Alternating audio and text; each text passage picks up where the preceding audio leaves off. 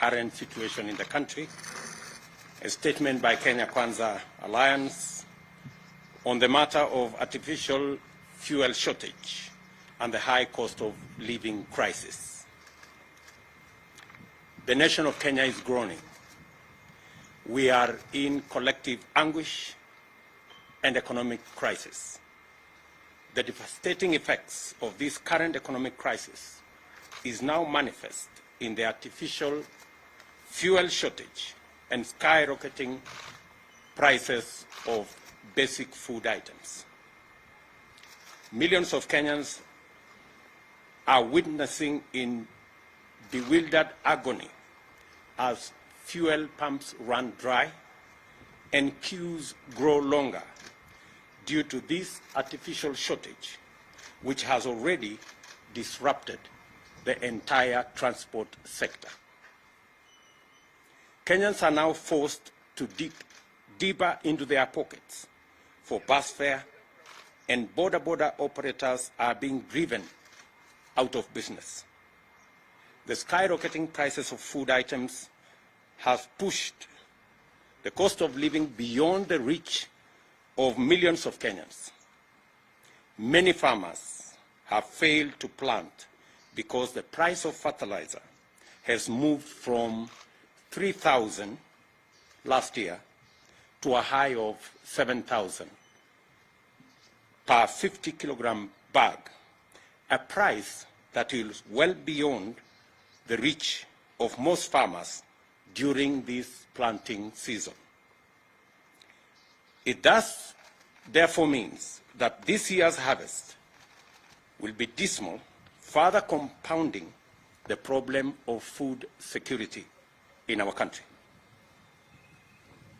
Cooking gas that was retailing as 2,300 in February, just 2 months ago, is now sold at Kenya shillings 3,350.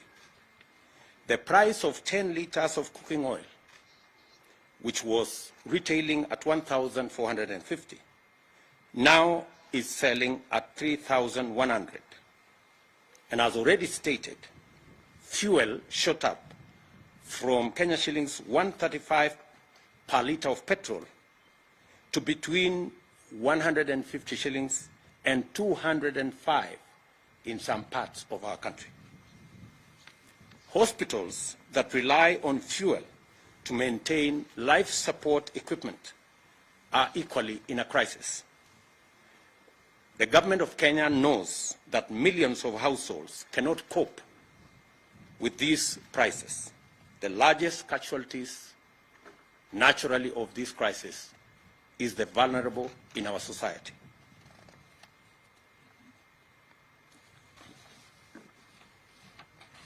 In the midst of the people's loud cries of agony, the silence of concerned government ministries is deafening, and their inaction is snowballing into a national catastrophe. Kenyans are calling on the National Treasury and the Ministries of Energy, Petroleum and Agriculture to address, among other issues, the following. Noting that there exists a consumer protection mechanism to cushion Kenyans from adverse fluctuation in fuel prices, this mechanism is financed by the taxpayer at the pump through the Fuel Levy Fund.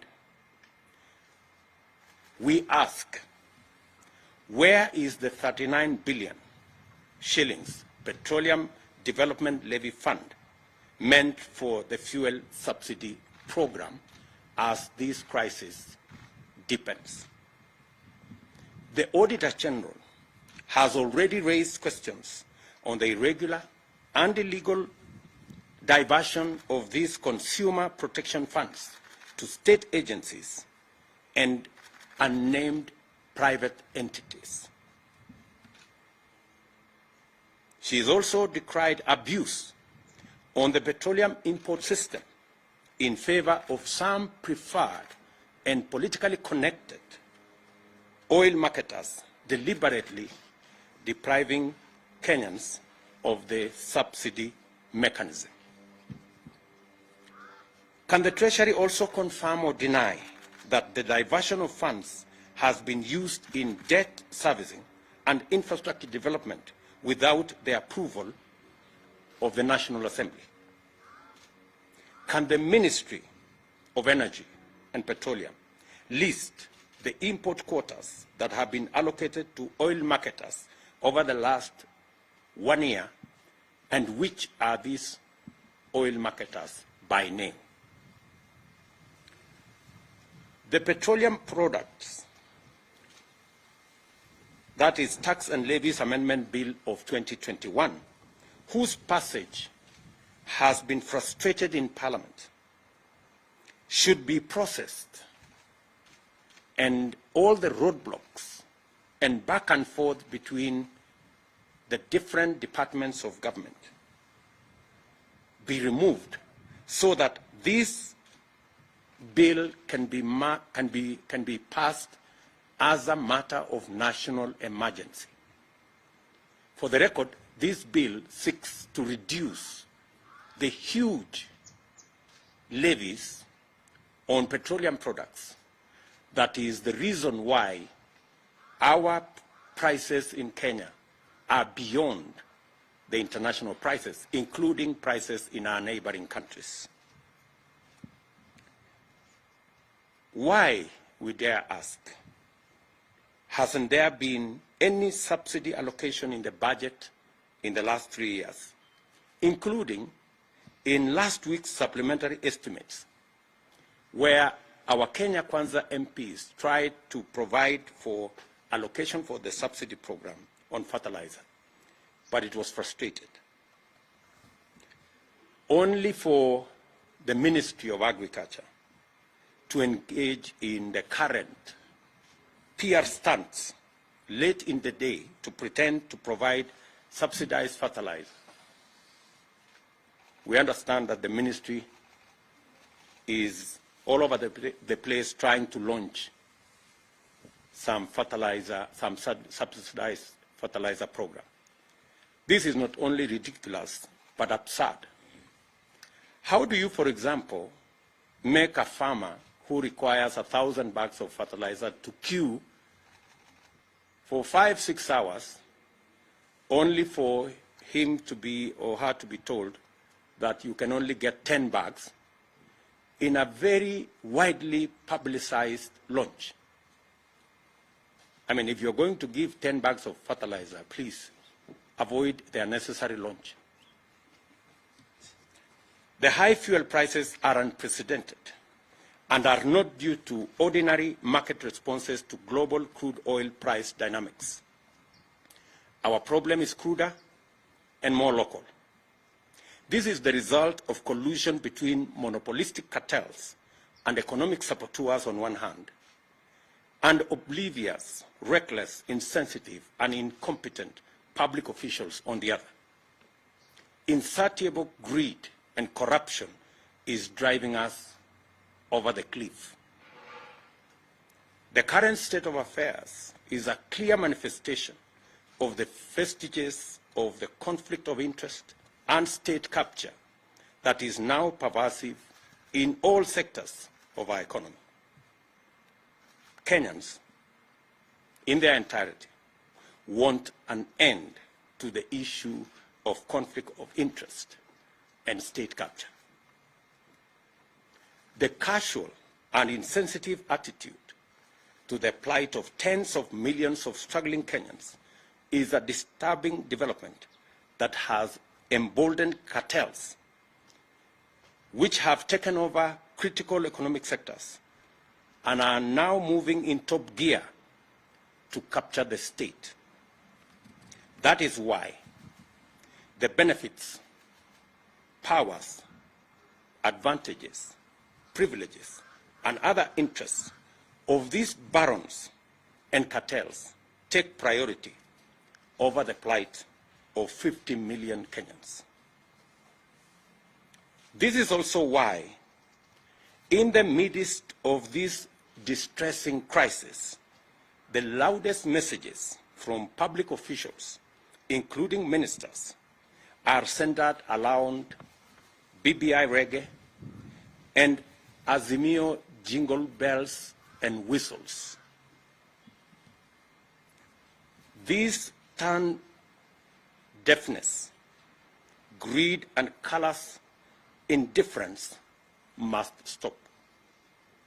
We therefore call on the National Treasury to account for all diversions of funds out of Petroleum Development Fund and to restore the fuel subsidy mechanism without delay.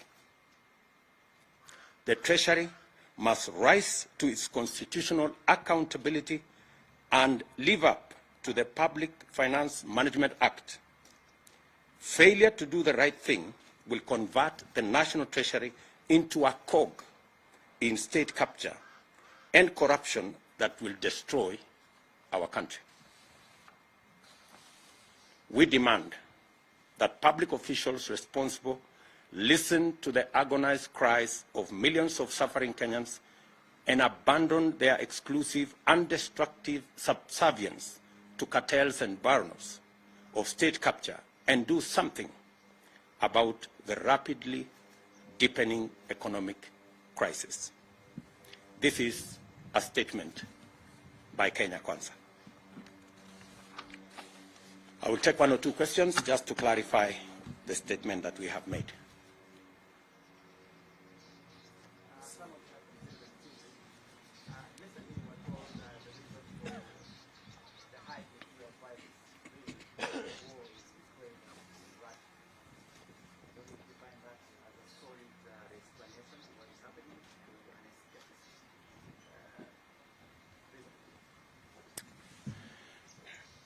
The people telling us about Ukraine and Russia are also telling us that there is no shortage of fuel.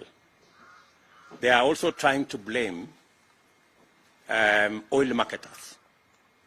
So they are even conflicted in the reasons why we have an artificial crisis in the country. From their own statement, they are not sure of what to say. Is it because of the war in Ukraine, or is it because of the crisis with our oil marketers? Which is which? And that goes to tell you that this crisis is orchestrated, and it is as a result of the cartels and barons who have taken over, using conflict of interest and state capture in our economy. I mean, a straight answer would be, how come that fuel in Uganda is cheaper than fuel in Kenya?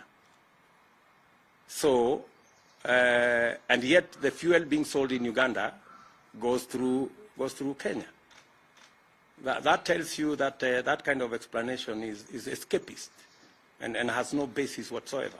We should address ourselves to the crisis that is there in the country and the monopolies that have taken our fuel and economic sector captive.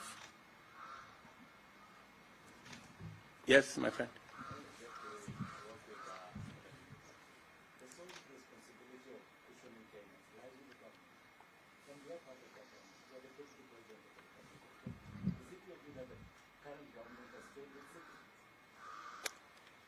Kiru, Yanet, you don't live in Kenya. I mean, honestly. You know as much as I do the situation in Kenya. You know that what was government is now like the opposition, and what was the opposition is now behaving like it is government. It is that confusion that has visited on the people of Kenya an accountability problem, because there are no more clear lines between the people in the opposition and the people in government, because greedy people who are supposed to be discharging their responsibility on the other side of government, because of greed, decided to come and become cartels and barons in government. So The responsibility we are discharging here is because we believe in the citizenship of our republic. This is somebody else's responsibility, but we are forced to do it because we have the interests of the nation at heart, and we want the right thing to happen in Kenya. We would have chosen to keep quiet, but the crisis in Kenya cannot allow us to keep quiet. Yes. So the President has signed a supplementary appropriation bill out of which section 34.4 billion to be released to oil market. Does this address your fears? You know, we are locking the stable when the horse has already bolted. We will see what will happen, because this should have been addressed before we got ourselves into the crisis that we are currently in, before the long queues and before the suffering that the country is going through. As a result of the fuel crisis, we have serious price fluctuations in all basic food items, because to a great extent they are dependent on the prices of fuel. So as we go around this, just you may want to know that that supplementary estimate was brought just last week. You know, the fuel crisis has been long in coming, and you actually don't need the supplementary estimate to be able to deal with this. There was already money in the Petroleum Development Fund. Where did that money go? As I have told you, the Auditor General has raised queries of the diversion of that money into illegally and unconstitutionally and irregularly into areas that shouldn't have been the function of money meant for fuel subsidy. So the question still begs, what happened to the Petroleum Development Levy Fund? Why was the money diverted in the first place? Why was it diverted to state agencies? Why was it diverted to private entities? By the time the Auditor General is raising questions, it tells you there are millions of questions on matters to do with conflict of interest, corruption, and possibly what we have always said, state capture. Are we done? Good. Thank you very much.